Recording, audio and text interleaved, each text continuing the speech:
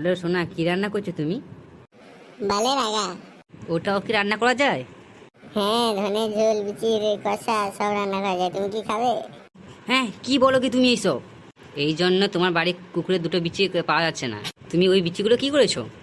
তুমি যে সেদিন জামা ষষ্ঠীতে আমার বাড়িতে গিয়েছিলে, মা যে তোমাকে দুটো চিকেন পকোড়া দিয়েছিল, ওটা কিতে জানো? না, জানি না তো। ওটা হলো ওই কুকুরের দুটো বিচি। হ্যাঁ, তুমি বলো কি আমায়?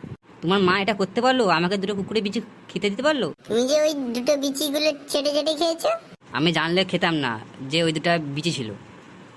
ইয়া, থু, থু। আমি দেখে নেবো তোমার মাকে আর তোমাকে আমি দেখে নেবো। তুমি তো প্রতিদিন রাতে দিচ্ছ আমারটা, আরো কি দেখবে? ঠিক আছে, তোমাকে রাতে দেখে নেবো। আমি এখন কাজে যাচ্ছি, বাই। তুমি কি আমার লাঞ্চ বক্সে কুকুরে গুড় রেখেছো?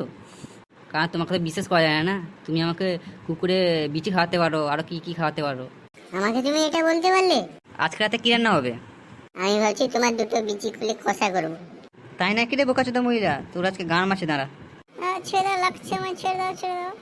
এবার দেখ মজা কাকে বলে। লে, আরো নে, আরো নে, লে লে। আর কোনদিন করবো না, ছেড়ে দাও আমায়। আর করবো না, ছেড়ে দাও। এবার শুয়ে থাক এখানে বোকাচোদা মহিলা।